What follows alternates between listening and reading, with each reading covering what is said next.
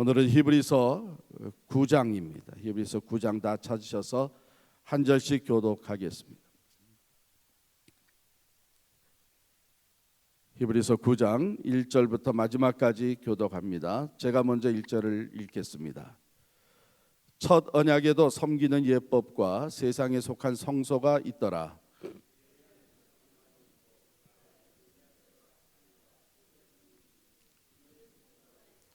또 둘째 휘장 뒤에 있는 장막을 지성소라 일컫나니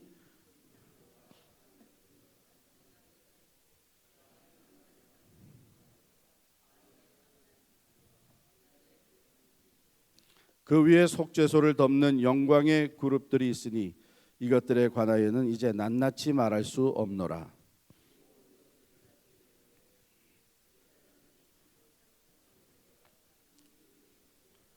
오직 둘째 장막은 대제사장이 홀로 1년에 한 번 들어가되 자기와 백성의 허물을 위하여 드리는 피 없이는 아니하나니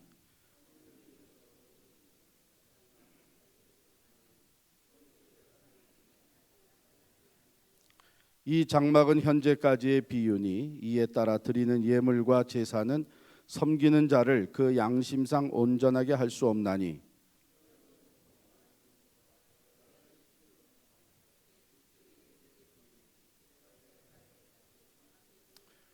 그리스도께서는 장래 좋은 일의 대제사장으로 오사 손으로 짓지 아니한 것 곧 이 창조에 속하지 아니한 더 크고 온전한 장막으로 말미암아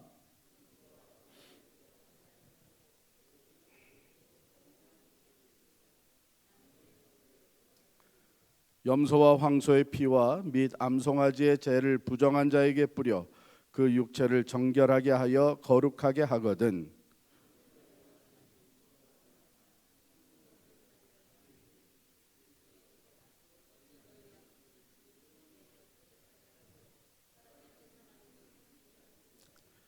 이로 말미암아 그는 새 언약의 중보자시니 이는 첫 언약 때의 범한 죄에서 속량하려고 주구사 부르심을 입은 자로 하여금 영원한 기업의 약속을 얻게 하려 하심이라.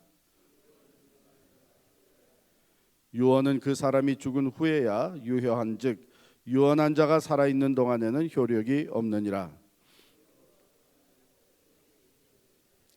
모세가 율법대로 모든 계명을 온 백성에게 말한 후에 송아지와 염소의 피 및 물과 붉은 양털과 우슬초를 취하여 그 두루마리와 온 백성에게 뿌리며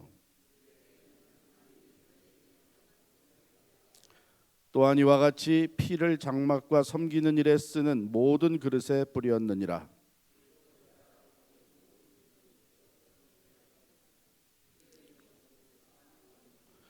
그러므로 하늘에 있는 것들의 모형은 이런 것들로서 정결하게 할 필요가 있었으나 하늘에 있는 그것들은 이런 것들보다 더 좋은 제물로 할지니라.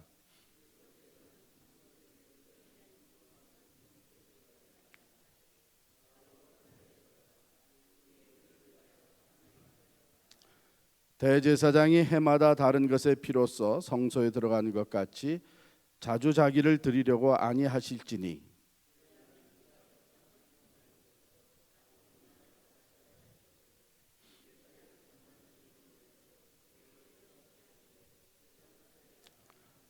한 번 죽는 것은 사람에게 정해진 것이요 그 후에는 심판이 있으리니 이와 같이 그리스도도 많은 사람의 죄를 담당하시려고 단번에 들이신 바 되셨고 구원에 이르게 하기 위하여 죄와 상관없이 자기를 바라는 자들에게 두 번째 나타나시리라. 아멘. 오늘 본문의 제목을 영원한 단번에 속죄라 이렇게 붙였습니다. 오늘 본문의 내용 우리가 잘 이해하려면 구약에서 이미 주어졌던 장막, 성막에 대해서 조금 우리가 살펴볼 필요가 있는데요. 그에 앞서서 우리 그리스도인들은 두 세상에 속한 사람들입니다. 우리가 이 세상에 살죠. 그러나 우리가 이 세상에 살면서 또한 우리는 어디에 속해 있어요? 하나님 나라 천국에 속해 있습니다. 그래서 예수님께서도 뭐라고 말씀하셨냐면 가이사의 것은 가이사에게, 하나님의 것은 하나님께 바치라 그랬어요. 이 세상에 살면서 하나님 나라에 속한 우리들은 이 세상의 시민으로서 또한 성실하게 살아갈 뿐만 아니라 또한 눈에 보이지 않는 하나님의 나라, 하늘 나라에 속한 사람으로서 또 하나님 나라의 시민답게 살아가야 되는 것이죠. 그래서 눈에 보이지 않는 나라입니다. 그런데 그걸 우리가 무엇으로 바라보고 살아가느냐? 뭘로 바라봐요? 믿음으로 바라봐요. 우리 권사님이 아주 정답을 하셨어요. 믿음으로 바라보니까, 믿음의 눈을 열어주셔서 하는 얘기는 바로 우리가 육안으로 보지 못하는 하나님의 세계, 하나님의 나라, 영의 세계, 하나님이 행하시는 것, 이런 것들을 볼 수 있도록 믿음을 우리에게 허락하여 주옵소서. 그래서 믿음의 눈이 아니고는 그것을 바라볼 수가 없는 것입니다. 우리가 아주 프랙티컬한 사람들이 무엇 얘기하면 보는 것이 믿는 것이다. Seeing is believing, 그렇게 얘기를 하잖아요. 보는 것이 믿는 것이다. 그렇죠? 그런데 믿음의 눈을 가지고 살아가는 사람들은 뭐라고 얘기하냐면은 believing is seeing. 믿으면 보게 되는 것이다. 이게 달라요. 그래서 여러분 아직 하나님에 대해서, 이 영의 세계에 대해서, 천국에 대해서 알지 못하고 보지 못하고 깨닫지 못한 사람들, 사실 우리가 그들에게 말씀을 가르치고 성경의 이야기를 들려주고 우리가 체험한 것을 전해주고 하지만 궁극적으로는 그들을 위해서 기도해 줘야 됩니다. 하나님, 저들에게도 뭘 선물로 줘요? 믿음을 선물로 주옵소서. 그 믿음이 있어야 보기 시작을 하는 거예요. 오늘 말씀도 두 가지를 얘기합니다. 이 세상에 육안으로 보여지는 성소, 장막, 성막을 얘기하고, 그러나 그거 말고 육안으로 볼 수 없는 하나님 나라의 heavenly sanctuary, 하나님 나라의 성소를 얘기를 해요. 먼저 이 땅에 눈으로 보여지는 성소를 한번 보면 1절부터 10절까지의 내용인데, 이것은 옛 언약의 성소다, 이렇게 얘기할 수 있어요. 모세에게 하나님께서 이 율법을 주시고, 그 다음에 모세에게 인스트럭션을 주시고, 이 성막을 이렇게 지어라 해서 모세가 사람들에게 물건을 가져오게 하고, 또 재능을 받은, 은사로 받은 사람들을 모아서 하나님이 지시한 대로 성막을 쳤습니다. 타버나클을 쳤어요. 그것은 옛 언약의 성소예요. 지난 시간에 우리가 옛 언약과 새 언약을 우리가 비교해서 말씀을 드렸는데, 바로 옛 언약을 따라서 하나님 앞에 예배가, 제사가 드려졌던 그 옛 언약의 성소는 어떤 것이었느냐? 첫 번째가 1절에 보면 세상에 속한 성소다, 그렇게 얘기했어요. 세상에 속한 성소예요. 그렇죠? 이 세상에 손으로 지어진, 사람이 세운 성막, 세상에 속한 것입니다. 이 세상에 속한 것은 또 한편으로 보게 되면은 낡아집니다. 그래서 때때로 수리를 해야 돼요. 그럼 한계가 있습니다. 지역적으로 한 곳에 성막이 세워지면 그곳에서밖에 제사를 드릴 수가 없는 거예요. 그래서 다른 곳으로 옮겨갈 때는 그 성막을 다시 다 거두어 가지고, 그리고서는 옮겨가서 거기에다가 또 성막을 세웁니다. 그럼 거기에 하나님이 거기 dwelling, 임재해 계신다. 이렇게 지역적으로 한계가 있어요. 뿐만 아니라 세상에 속한 성소는 이스라엘 백성에게만 속해 있던 성소입니다. 온 인류가 다 혜택을 받는 성소가 아니었어요. 이와 같이 1절에서는 이 세상에 속한 성소다, 이렇게 얘기를 하고 있는데, 그런데 그것이 2절부터 5절에 쭉 보면은 그 안에 뭐가 있느냐 하는 설명들이 쭉 나오죠. 설명들이 나오면서 내려가 보게 되면은 21절에 이런, 23절에 이런 얘기가 나와요. 그러므로 하늘에 있는 것들의 모형은 이런 것들로서, 세상에 만들어 주신 그 눈에 보이는, 육안으로 보이는 이 성소는 눈에 보이지 않는 하늘의 그 생츄리, 헤븐리 생츄리, 하늘의 성소의 모형이었다. 그래서 그 눈에 보이는 성소에 있는 것들이 우리가 눈에 보이지 않는 하늘의 그 영원한 참된 성소를 우리에게 보여주는 그런 모형이라고 설명을 하고 있는데, 한번 보시도록 하겠어요.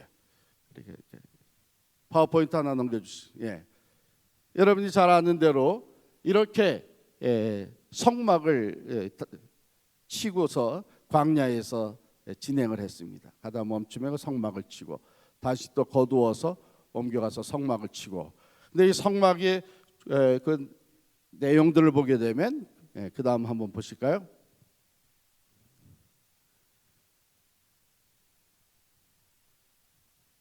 예, 이제 이것이 성소가 되게 되면 이 바깥에서 제물을 가지고 들어오는 것이죠.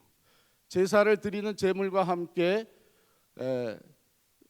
들어올 수 있는 사람만 이렇게 정해 있습니다. 들어와서 여기 보면은 번제단이 있고 그 다음에 물두덩이 있습니다. 그러면 이 안에서 들어와서 섬길 수 있는 사람들은 어느 지파에 속한 사람들이었어요? 레위 지파. 야, 필그림께 실력이 대단하네요. 레위 지파에 속한 사람들이에요. 아무나 못 들어오죠. 이 성막 안에서 섬길 수 있는 사람들 레위 지파 사람들이에요. 이제 이렇게 그 다음에 이제 성소로 들어가게 되면 둘로 나눠져 있는데, 여기가 성소, 그리고 여기 휘장이 쳐 있고 그 안에가 지성소, 또 홀리 오브 더 홀리스 이렇게 돼 있죠. 자, 이 안에 들어가면 성소에 제사장이 들어가서 여기서 섬깁니다. 등대가 있어요. 촛대가 있어요. 그리고 여기 떡상, 진설병 떡상이 있어요. 그러면 여기에 있는 등대는 사실 프랙티컬리는 무슨 역할을 했냐면, 이 성막은 창문이 없었잖아요. 그러니까 그 안에서 제사장이 제사를 드리는 일을 볼 수 있도록 밝혀주는 역할을 이제 했죠. 그러나 그냥 그렇게 프랙티컬한 의미만 담고 있는 것이 아니라, 여기에는 그 이스라엘을 하나님께서 빛으로 삼으셨다고 하는 의미를 담고 있습니다. 그런데 더 궁극적으로 나아가서는 예수 그리스도, 장차 오실 예수 그리스도가 세상의 빛으로 오는 것을 상징하고 있는 것이죠. 그다음에 여기 떡상 진설병에는 떡이 12개가 항상 놓여 있습니다. 그 12개는 무엇을 의미할까요?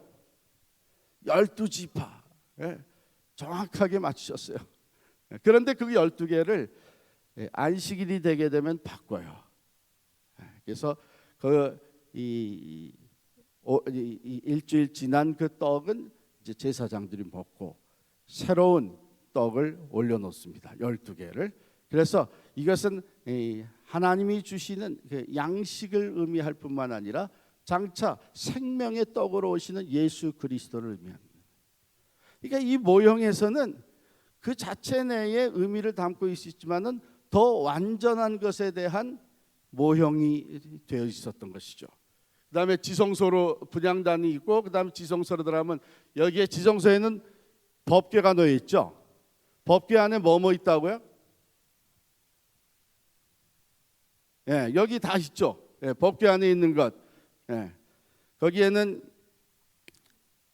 이 아론의 만나를 담은 금 항아리가 있고, 아론의 그 쌍난 지팡이가 있고, 그다음에 십계명 돌판이 있습니다. 율법의 돌판이 있습니다. 그리고 그것을 덮고 그 위에 이 자리를 뭐라고 얘기하는 거? 속죄소라고 얘기를 해요. 속죄소예요. 그 속죄소를 그 그룹들이, 영광의 그룹들이 그것을 이렇게 덮고 있는 것이죠. 이것이 하늘에 있는 것, 그러니까 하늘에 있는 거룩한 성소의 모형이었다 하는 것입니다. 근데 일반 사람들은 여기에 들어가지 못했었죠. 아까 얘기한 대로 우리 제사장들과 레위 지파들이 들어갔는데, 성소까지 들어가는 것은 제사장이 들어가고, 지성소까지 들어가는 것은 누가 들어갈 수 있어요? 대제사장이. 얼마나 자주 들어가요? 1년에 한 번. 뭐 하러 들어가요? 온 백성들의 그 속죄제를 드리기 위해서 1년에 꼭 한 번 들어가는 것이에요.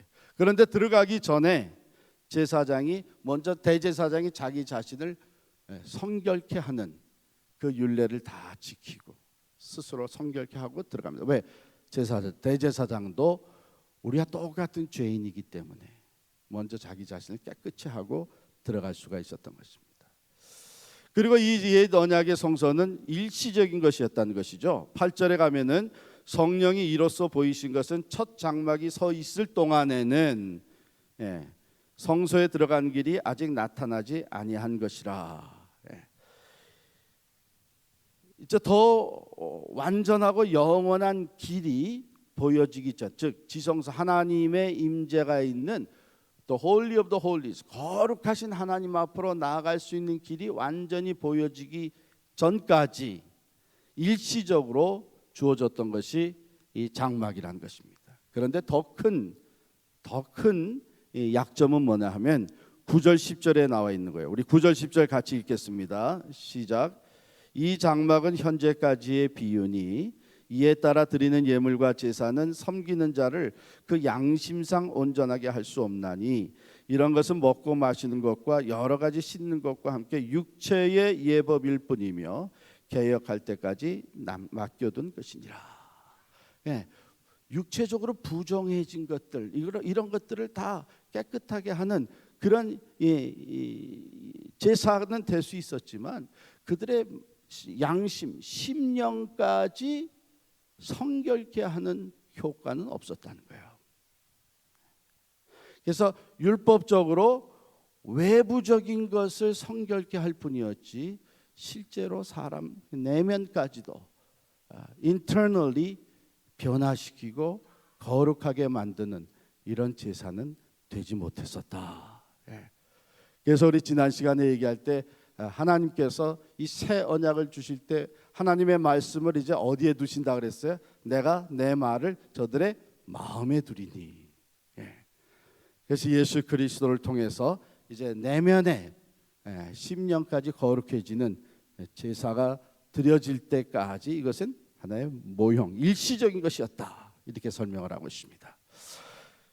자, 11절부터는 이제 새 언약의 성소를 얘기를 합니다. 새 언약의 성소. 11절 우리 같이 읽겠습니다. 시작.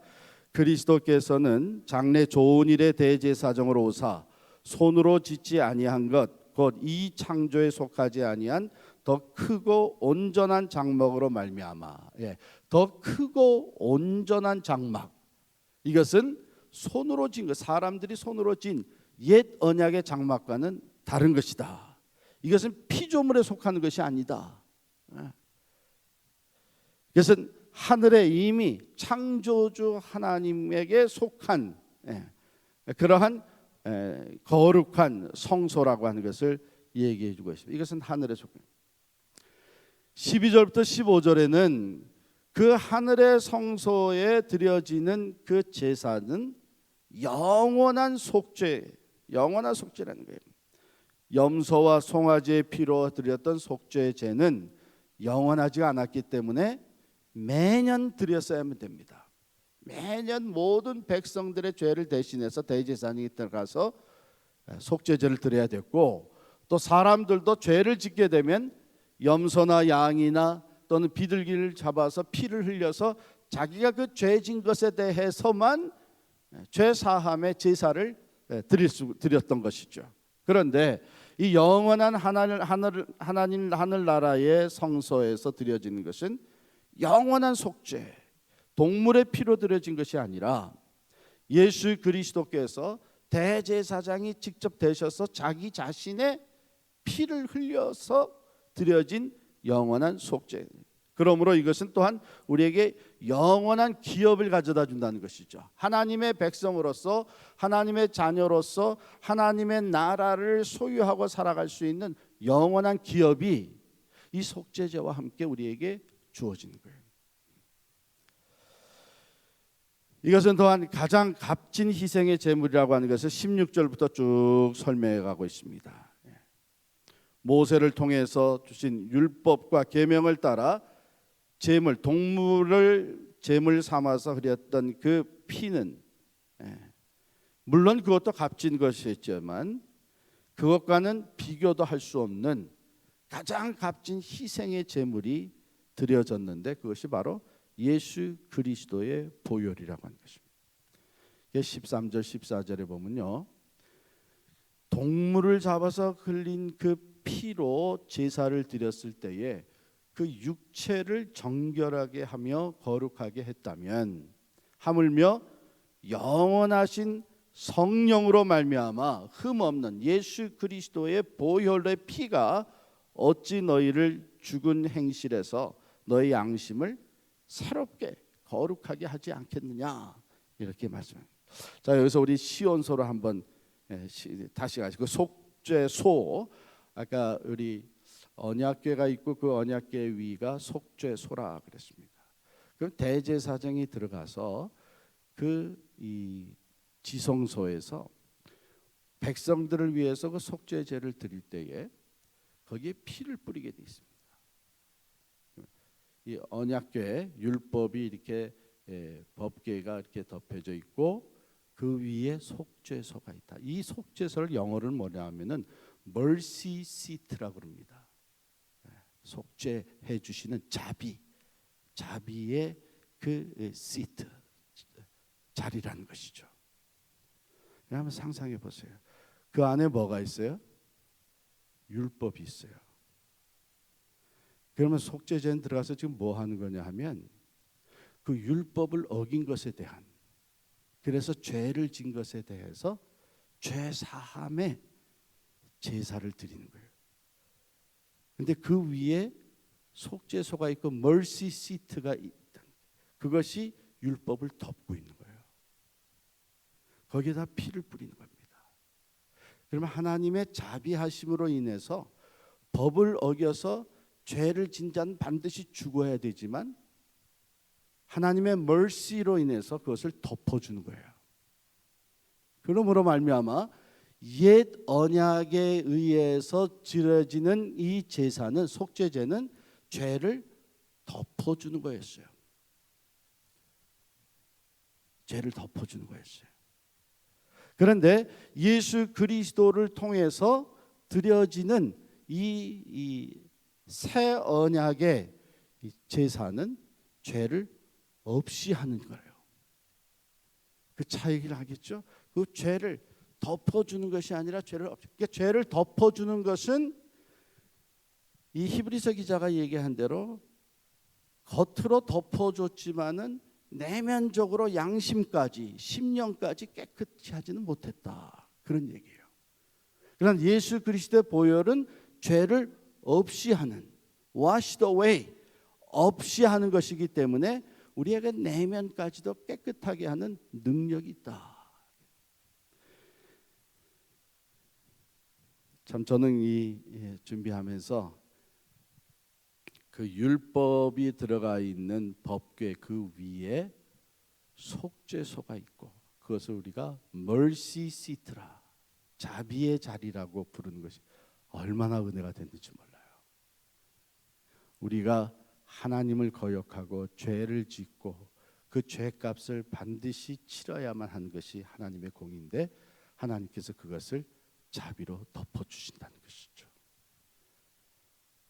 그런데 예수 그리스도는 한 걸음 더 나아가서 그것을 그냥 덮어주는 것으로 끝나는 것이 아니라 죄를 없이 해주시는 보혈의 능력인 줄을 믿습니다. 얼마나 감사한지. 이게 가장 값진 희생의 제물이죠. 우리가 흔히 얘기할 때, 또 찬송 부를 때 우리 내가 값없이 구원을 받았다. 사실 그것은 우리 쪽에서 볼 때 값없이 구원을 받은 것이지 하나님 쪽에서는 이 구원, 우리의 구원을 이루어지기 위해서 엄청난 값을 치르신 거예요. 독생자 예수 그리스도를 제물이 되게 하신 거예요. 이루 말할 수 없는, 계산해낼 수 없는 가장 값진 희생의 제물이 되신 분이 바로 예수 그리스도이십니다.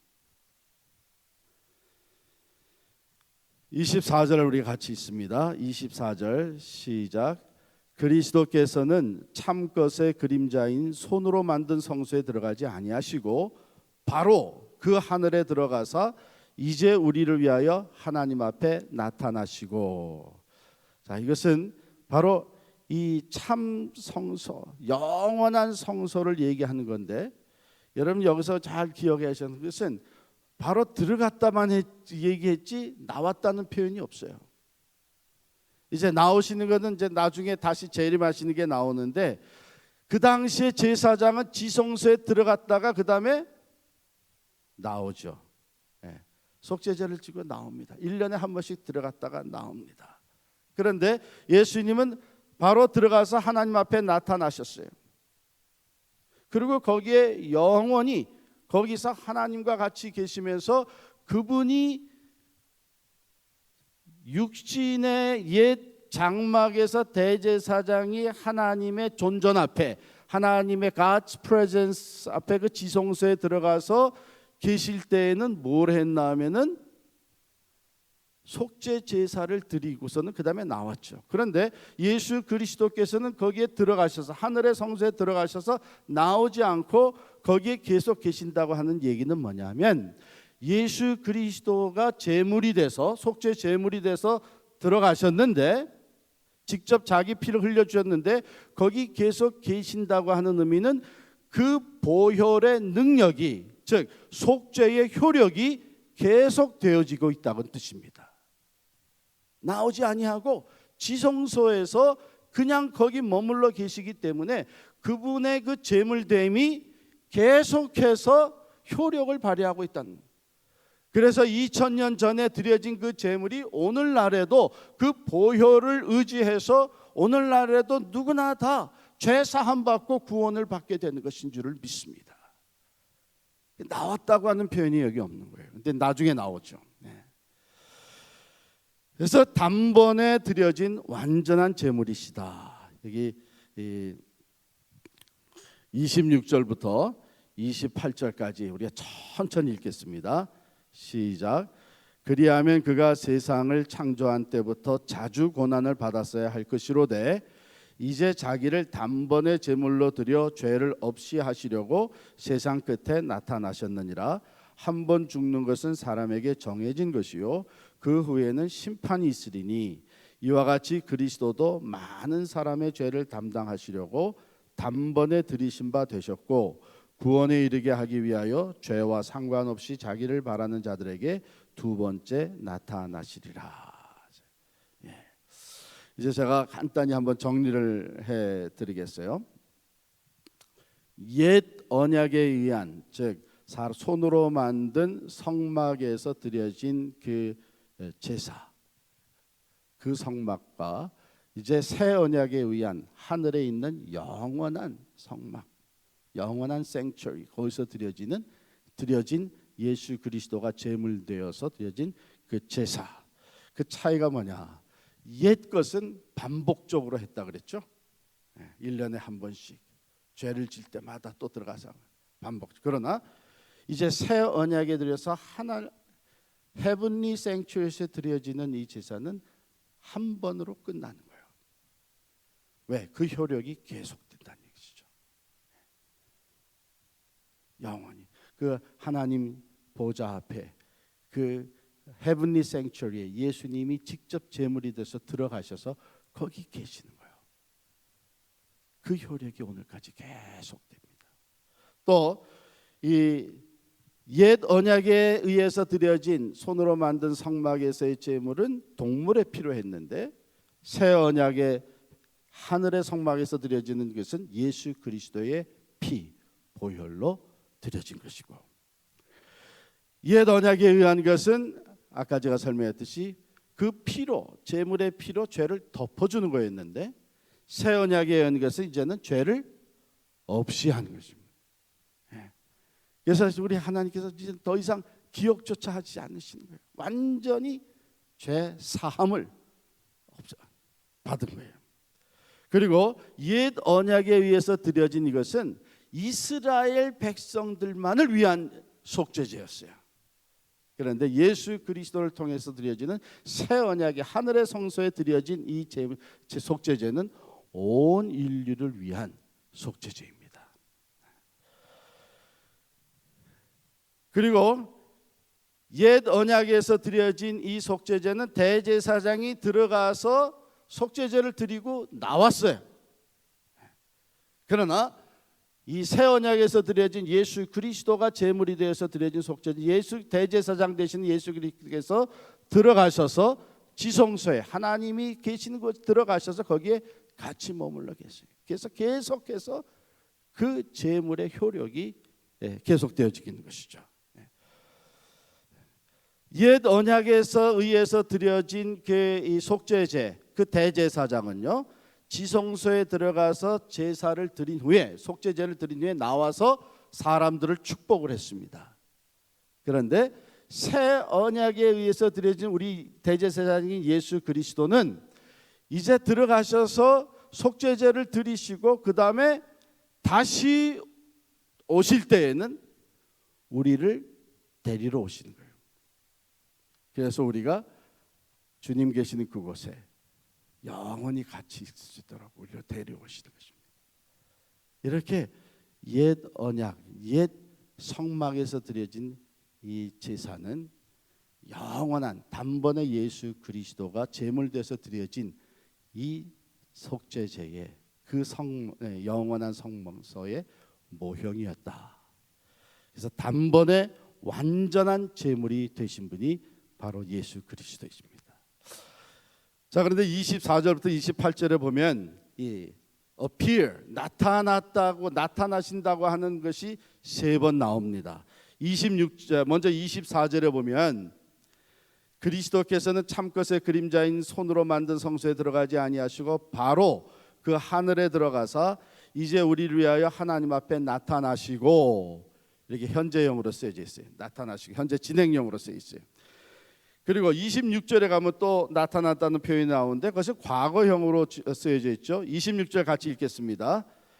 그리하면 그가 세상을 창조한 때부터 자주 고난을 받았어야 할 것이로되 이제 자기를 단번에 제물로 드려 죄를 없이 하시려고 세상 끝에 나타나셨느니라. 이것은 과거형으로 쓰여져 있어요. 그리고 28절에 보면은 다시 또 나타난다는 것이 나오는데 죄와 상관없이 자기를 바라는 자들에게 두 번째 나타나시리라. 그래서 미래형으로 쓰여 있어요. 이제 바로 예수 그리스도께서 이미 이 땅에 오셔서 십자가에서 제물이 되셨던 그 사건, 구원의 사건을 얘기하는 것이 26절입니다. 세상 끝에 나타나셨느니라. 바로 그 옛 언약에 의해서 성막에서 또는 성전에서 드려졌던 이 속죄제가 계속 되어지는 그 모형인 이 성막의 제사가 계속 되어지는 가운데 마지막에 예수님께서 완전한 제사, 영원한 제물, 단번에 구원을 이루시는 이 제사를 드리기 위해서 예수님께서 나타나셨다 하는 것은 바로 예언하신 대로, 말씀하신 대로 예수님이 육신을 입고 이 땅에 오셔서 십자가에 달려 죽으시고 그로 말미암아 우리의 모든 죄를 사하시고, 그가 십자가에 달려 돌아가실 때에 아까 그 성소와 지성소를 가로막았던 휘장이 위에서부터 아래로 갈라짐으로 말미암아 우리의 구원의 길을 활짝 열어주시고, 우리가 예수의 피공로, 예수의 이름 의지해서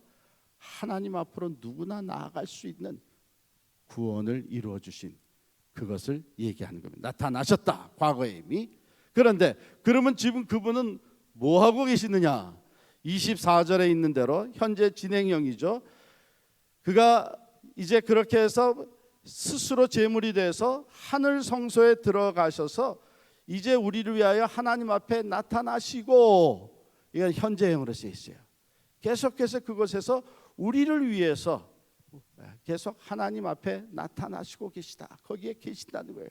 대제사장의 그 속죄의 효력이 오늘도 우리를 위해서 계속 진행되고 있다는 것입니다. 사도 바울은 하나님 예수 그리스도는 하나님 보좌 우편에 앉으셔서 우리를 위해서 간구하시는 분이시다. 이렇게 또 기록을 하고 있죠. 그래서 이게 현재, 그러나 이 미래를 보면 28절에는 그분이 다시 오시는데 마치 대제사장이 속죄제를 드리고 나서는 밖으로 나와서 백성들을 축복해 주신 것 같이 이제 한번 그곳에서 다시 나오시는 때가 있는데 그때가 재림의 때다. 그때 우리 이미 구원받은 사람들, 죄와 상관없이 예수 그리스도를 바라는 자들에게 두 번째 나타나게 되신다. 이게 예수님 재림의 때를 얘기하시는 것입니다.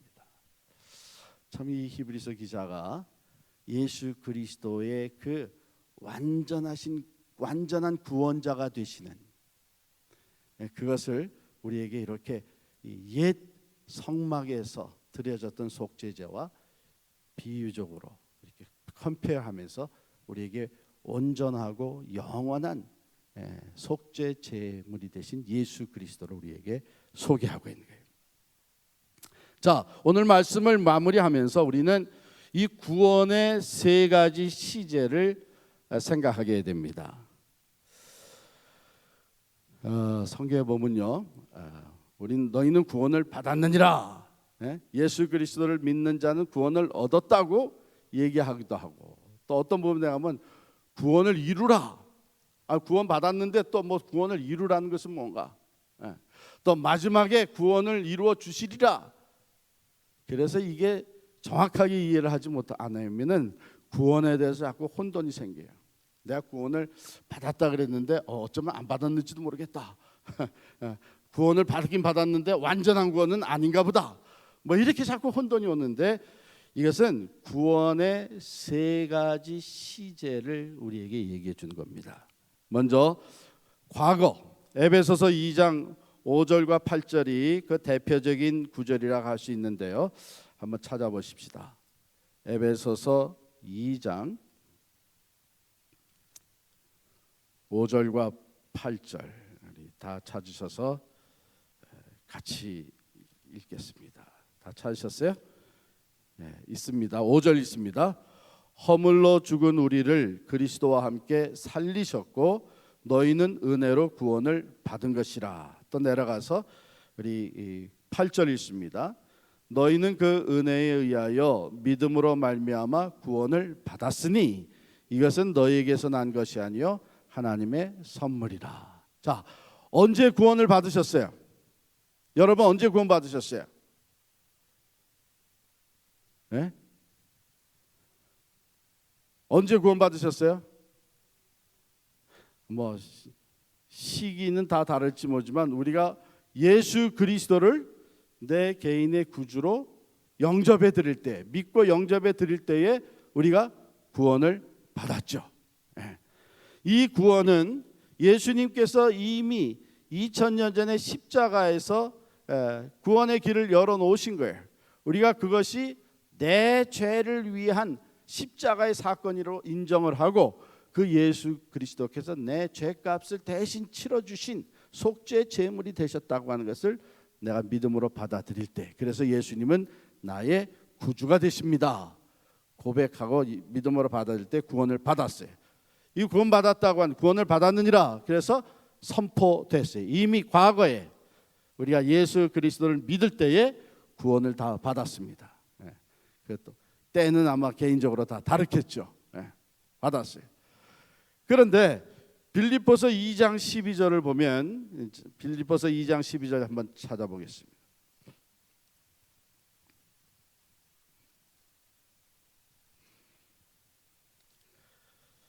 자, 같이 있습니다. 시작. 그러므로 나의 사랑하는 자들아, 너희가 나 있을 때뿐 아니라 더욱 지금 나 없을 때에도 항상 복종하여 두렵고 떨림으로 너희 구원을 이루라. 너희 구원을 이루라. 여러분 이것 잘못 생각하면 우리가 두렵고 떨리는 마음으로 하나님의 말씀대로 지켜 행하여야만 구원을 받는구나 이렇게 하면 아니에요. 이미 구원은 받았죠. 예수 그리스도를 믿을 때 구원을 받았습니다. 그런데 이제 구원을 이루라고 하는 것은 구원받은 자들이 예수의 사람으로 하나님의 자녀로 거듭난 우리들이 날마다 우리의 삶 속에서 성화되어 가는 것을 얘기하는 거예요. 죄와 유혹과 시험과 이 어둠의 권세가 우리들을 항상 넘어뜨리려고 할 때에 우리는 그런 것에서부터 구원을 받아야 되는데, 계속해서 구원을 받아야 되는데, 그때에 그 구원받는다는 것은 뭐냐 하면 죄를 물리치는 것이고 시험을 이기는 것이고, 예수의 이름으로 구원받은 사람들은 예수의 이름이 주어졌기 때문에 예수의 이름으로 어둠의 권세를 대처해서 승리하는 삶을 살아가는 거예요. 그럼 그 과정이 바로 무슨 과정이냐면 우리가 성화되어가는 과정이에요. 그래서 두 번째, 현재 구원을 이루어 나간다고 하는 것은 바로 성화되어가는 것을 얘기해요. 믿음의 성숙을 이루어가는 것입니다. 이때 중요한 것은 뭐냐? 나는 이미 구원받은 사람이라고 하는 구원의 확신이 중요한 거예요. 그래서 구원받은 사람으로서 담대하게 예수 그리스도의 이름으로 선포하고 담대하게 하나님의 말씀으로 영적 싸움을 싸워 나가고, 또 두렵고 떨리는 마음으로 내가 구원받은 사람으로서 하나님의 놀라운 은혜와 구속의 은총을 받은 사람으로서 내가 이렇게 살 수는 없지 않느냐, 하나님의 말씀에 순종하며 살아야 되지 않겠느냐, 그래서 하나님을 기쁘시게 해드려야 되지 않겠느냐. 이건 오직 구원받은 사람만이 가질 수 있는 생각이에요. 구원받지 않는 사람들은 그런 생각조차도 못해요. 그래서 이 구원의 확신을 가지고 날마다 죄와 유혹과 시험을 이겨나가는 이 성화의 과정은 물론 성령께서 주도해 가십니다. 그러나 성령께서 단독적으로 주도하지는 않으세요. 우리가 그 성령의 인도하심에 동력을 해야 됩니다. 협조를 해야 돼요. 처음에 과거의 칭의 의롭다함을 얻는 이 구원의 선포는 우리가 하는 건 아무것도 없습니다. 우리는 그저 믿기만 하면 돼요. 그러나 성화되어가는 과정에서는 성령의 인도하심에 내가 의지적으로 결단하고 따라가야 돼요. 그렇지 아니하게 되면은 우리는 또 패배합니다. 오늘의 구원의 사건에서 질 수가 있습니다. 다시 죄 가운데 떨어질 수가 있습니다. 물론 그 죄를 우리가 다 사함을 받지만 성화되어 가는 것이 더뎌지는 거예요. 하나님께서 이 땅에서 사는 우리들을 통해서 받으시는 가장 큰 영광은 뭐냐? 우리의 변화되어 가는 모습이에요. 착각하지 마세요. 내가 하나님을 위해서 많은 일을 함으로써 하나님이 영광을 받으신다. 아니에요. 그거보다도 더 하나님이 우리를 통해서 영광을 받으시는 것은 우리의 거룩해져 가는 모습, 그걸 통해서 영광을 받으신다. 그래서 이 구원의 현재 시제도 매우 중요합니다. 그 다음에 구원의 미래 시제는 여러 군데 나오는데 디모데후서 4장 18절 찾아서 읽겠습니다. 디모데후서 4장 18절 다 같이 읽겠습니다. 주께서 나를 모든 악한 일에서 건져내시고 또 그의 천국에 들어가도록 구원하시리니 그에게 영광이 세세 무궁토록 있을지어다. 아멘. 구원하시리니, 이것은 미래형으로 써 있죠. 이게 누가 쓴 거예요? 사도 바울이 썼단 말이에요. 사도 바울이 아직 구원을 못 받은 거예요? 앞으로 구원하시리니, 그게 아니죠. 이미 구원받았습니다. 그리고 날마다 성화되어 가는 삶을 살았습니다. 즉 과거와 현재에서 계속 구원을 이루어 왔어요. 현재에서도. 그런데 미래형으로 구원하시리니 하는 것은 이제 글로리피케이션, 하나님이 이제 모든 이 죄와 이 육신의 장막도 다 벗어버리고 이제는 거룩한 모습으로 온전히 변화되어서 하나님 앞으로 나아가는, 천국에 들어가는, 그래서 이것을 영어로는 glorification이라고 합니다. 영화롭게 되는 거예요. 이때에는 구원의 완성이 이루어지는 것입니다. 이 육신까지도, 구원받지 못한 육신까지도 다 벗어버리고 이제는 구원의 완성이 이루어진 때, 그래서 맨 처음 단계 과거의 구원이 선포되어진 것은 우리가 justification이다, 칭의다, 의롭다함을 입었다 이렇게 얘기를 하고, 현재 지금 우리 삶 속에 계속되어지는 이 성화의 과정을 sanctification이다, 우리가 날마다 구원을 이루어간다는 성화되어가는 것이다. 그 다음에 미래에 우리가 구원의 완성이 이루어지는 것은 glorification이다, 영화롭게 되는 것이다. 그래서 구원의 세 시제, 오늘 히브리서에 바로 그런 내용이 나왔습니다. 과거는 어떻게 예수님께서 세상 끝에 나타나셔서 약속하신 대로 우리의 모든 죄를 대신 십자가에 달려 죽으심으로 말미암아 우리의 구원을 이루어 주셨습니다. 그리고 오늘 날마다 성령 안에서 우리의 구원이 이루어져 가고 있습니다. 성화되어져 가고 있습니다. 근데 우리 주님 다시 오신다 그랬어요. 그때 우리가 구원의 완성을 이루어요. 얼마나 이렇게 생각해 보면요, 정말 우리 신앙생활이라는 것은 예수밖에 없는 거예요. 오직 예수밖에 없는 거예요. 그 무엇인지 어떤 것도 그 예수 그리스도를 조금이라도 대치, 리플레이스 하려고 그러는 것은 잘못된 거예요. 우리가 구원받은 것이 예수 그리스도의 보혈로 오직 예수로만 구원을 받습니다. 우리가 날마다 성화되어 가는 것이 하나님의 영, 그리스도의 영, 성령으로만 성화되어져 가는 거예요. 그리고 마지막에 우리가 주님 앞에, 하나님 앞에 영광스러운 모습으로 설 수 있는 것도 오직 예수 그리스도의 십자가의 피공로를 의지해서만 우리가 영광스럽게 주님, 하나님 앞에 나아갈 수 있는 줄 믿습니다.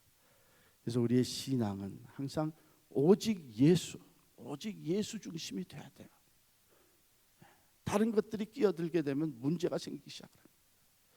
다른 것들이 필요한 것은 다른 목적이 아니라 바로 오직 예수님만을 더 분명하게 나타내고 더 확실하게 드러내고 그 예수의 구원의 은총과 능력을 더욱더 확고하게 해주는 그런 보충으로는 쓰여질 수 있어요.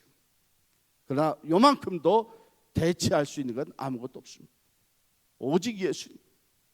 특별히 여러분, 이 마지막 때에 정말 오직 예수님만을 바라보고 신앙생활을 하시기를 부탁합니다. 그래야만 우리가 잘못되지 아니하고 오직 예수 안에서 확고한 구원의 확신을 가지고 영원한 주님의 나라를 바라보며 승리하는 삶을 살게 될 줄을 믿습니다.